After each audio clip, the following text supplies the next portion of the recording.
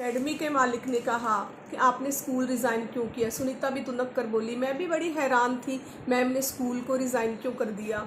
उसके बाद मेरी भाभी ने वहाँ पे ज्वाइन कर लिया। मेरी भाभी की एक गुड़िया थी, मेरी कज़न भाभी की। सुनीता उससे बहुत प्यार करती थी और हमेशा कहा करती थी कि मैम मैं आपके जैसी गुड़िया लेकर आऊँगी। वो अपनी उस गुड़िया को बहुत अच्छे तरह से खिलाती पिलाती थी। जिसी ऐसी ही गुड़िया पाने की चाहत में सुनीता शायद तीसरी बार गर्भवती हुई थी, लेकिन ईश्वर को तो कुछ और ही मंजूर था। 2004 की बात है। हमारे सामने एक अस्पताल था सरकारी, उसके पास ना भीड़ लगी थी, बहुत ज़्यादा लोग इकट्ठे हो रहे थे और पत्थर बरसाए जा रहे थे। डॉक्टर के ऊपर तानाकशी हो रही थी, नारे लगाए जा रहे थे। हम समझ ही नहीं पाए कि यहाँ पे क्या हो गया। पूरा दिन वहाँ पे भीड़ लगी रही और शाम को भीड़ छट गई, लेकिन हमें नहीं पता चला कि वो भीड़ क्यों थी। जब भाभी मिली तो उन्होंने बताया कि सुनीता वहाँ पर एडमिट होने के लिए आई थी, अपनी प्रसव पीड़ा झेलते हुए अपनी डिलीवरी करवाने के लिए, लेकिन वहाँ पे उसकी नस कट गई और उसकी वजह से उसका बहुत अधिक खून बह गया। डॉक्टरों ने उसे बाहर रेफ़र कर दिया, लेकिन सुनीता नहीं बच सकी। वहाँ पर अस्पताल में अपनी सहेली का वो घंटों तक इंतज़ार करती रही। वो कोई और नहीं थी, मेरी ही सहेली सुनीता थी, जो अपनी सहेली की और अपने मित्रों की याद करते हुए तड़प तड़प कर मर गई। लेकिन हमें पता तक नहीं चला कि वहाँ पर सुनीता अंतिम सांसें ले रही है। सुनीता गुड़िया को गोद में खिलाने की आस में खुद मौत की नींद में सो गई।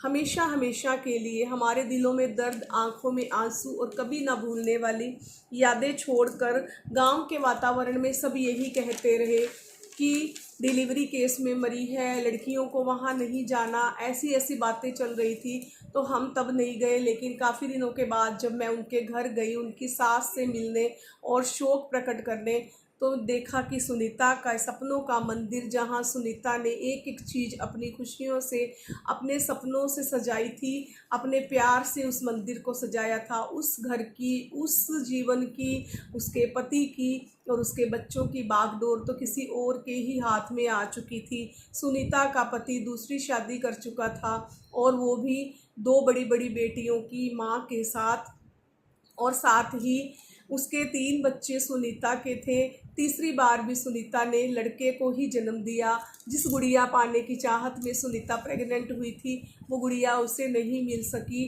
तो सुनीता का पूरा जीवन हंसते खेलते दूसरों की खुशियों के लिए कुर्बान हो गया। सुनीता की दुनिया को किसी और ने ही अपना आशियाना बना रखा था। मैं वहाँ पर गई तो मुझसे ये सब नहीं देखा गया और जल्दी से मम्मी को लेकर अपने घर वापस आ गई। आज भी सुनीता है, जिंदा है मेरे दिल में, मेरे उस डायरी और पेन में जो उसने मुझे कभी उपहार में दी थी। आज भी मेरे पास वो तस्वीरें हैं जो सुनीता और मैंने एक साथ करवाई थी। सांस्कृतिक कार्यक्रमों को करते हुए हम दोनों का कोऑपरेशन रहता था, बहुत बॉन्डिंग थी उसकी मेरे साथ। आज तक एक दूसरे को हम भूल नहीं पाए और सुनीता मौत की नींद सो गई, लेकिन मेरे दिल में आज भी वो जिंदा है। सुनीता मेरी शादी से पहले इस दुनिया से चली गई थी, मेरी आंखों में आंसू छोड़ गई, दिल में मेरे हमेशा उसकी एक याद बनी रहेगी। आप सबको ये कहानी कैसी लगी मुझे कमेंट बॉक्स में अवश्य ही बताइएगा।